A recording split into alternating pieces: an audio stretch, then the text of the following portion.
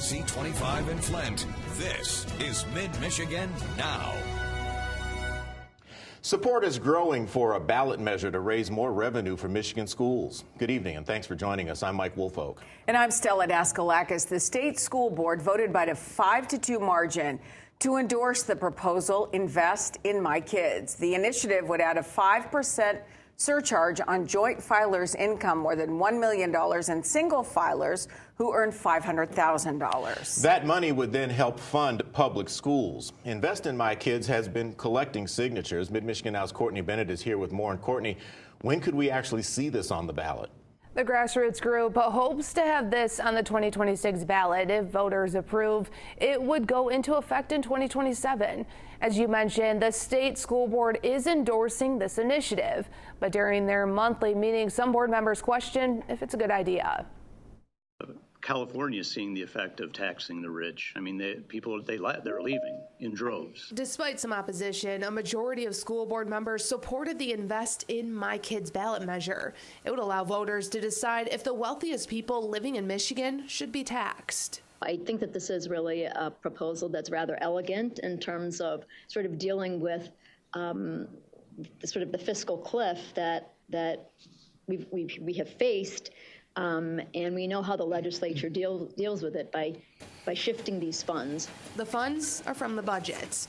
The school aid budget has seen historic investment in recent years. However, while per pupil funding is the most it's ever been, some money has been diverted away from districts. We've had some recent surges in per pupil funding from the state legislature, but depending on who's in office, that can go away, and it varies from year to year. This measure is supported by elected officials, including Saginaw Councilwoman Carly Hammond. School funding is so critical, and because the state legislature goes back and forth every year about how much funding it's going to get, even people on both sides of the aisle understand that it's not sustainable. The school year began without a state budget. Districts were in limbo about how much money they would receive. Some didn't hire for positions, others laid people off. Hammond says this will prevent that in the future. I don't think I've ever heard anybody say we needed less per pupil funding out there. Or some people might say, oh, it's gone up this year. It's record highs, but usually it doesn't count for inflation. That number increasing obviously needs to keep up with the cost of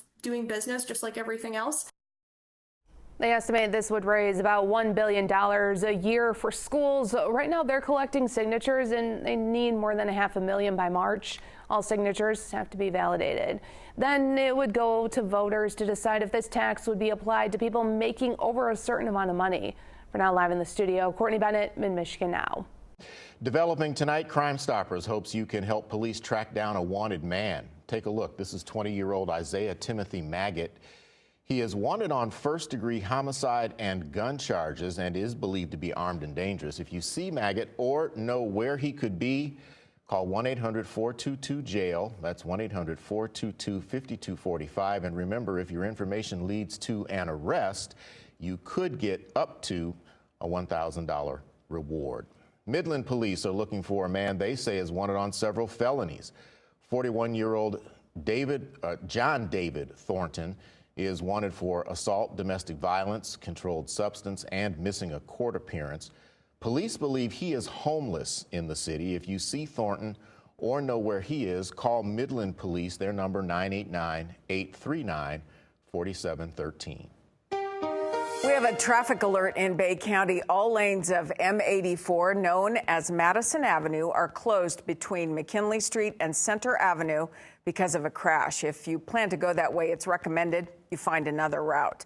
We'll let you know when the road reopens. In Midland, Consumers Energy is burying power lines along Buttles Street. The work is taking place along a half-mile stretch from Jerome to State Streets. The city says one lane is closed and so is the sidewalk on the south side. Drivers should also expect periodic lane closures on several connecting streets in the area. The city expects the work to be done by the end of March, but it leads up to a larger road reconstruction project next year. The federal government shutdown is in day 15, and Capitol Hill lawmakers are no closer to a resolution. Congresswoman Kristen McDonald Rivet wants the budget to include extended health care subsidies for the Affordable Care Act. She says that issue is very important to people in her Mid-Michigan district. My husband and I were out having dinner on Saturday night at our favorite little family-owned Italian restaurant in the town I work in. The owner came and sat down at my table and said to me, "Kristen, my health care premium bill for next year just came, and we're going from $900 a month to $3,200 a month." So far, Republicans are refusing to meet Democrats' demands. They say the government should be reopened, and then they'll talk. It's all new tonight. Gold prices are shining brighter than ever, hitting record highs this week, while the U.S. dollar continues to lose value.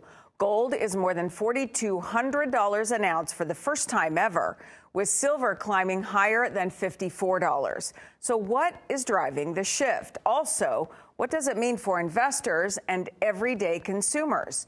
Mid-Michigan Now's Andrea Flores speaks with a local gold dealer and an economist about what's behind the surge. Inside Universal Gold Services in Bay City, owner Dale Boyce says he's seeing a rush unlike anything he's experienced before. Traffic the last 2 weeks has been unbelievably busy for such a small location. I keep track of the spot price every day as part of my business.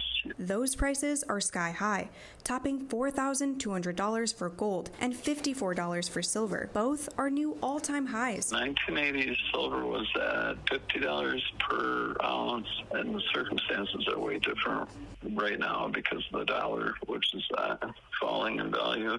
So why is the dollar losing ground while gold and silver keeps climbing? Economist Chris Douglas, a professor at the University of Michigan-Flint, says part of it comes down to investor confidence. Gold and silver are thought to be a hedge against inflation in that the Federal Reserve can create as many dollars as it wants, but it can't create gold or silver. So if investors are worried about inflation and the reduced purchasing power of the dollar, they might switch some of their assets to gold or silver. Douglas points to post-pandemic inflation, government spending, and the Federal Reserve's recent decision to cut interest rates. You reduce rates, that tends to fuel inflation. So that might have spooked investors, saying that this higher inflation is here to stay, at least for the foreseeable future.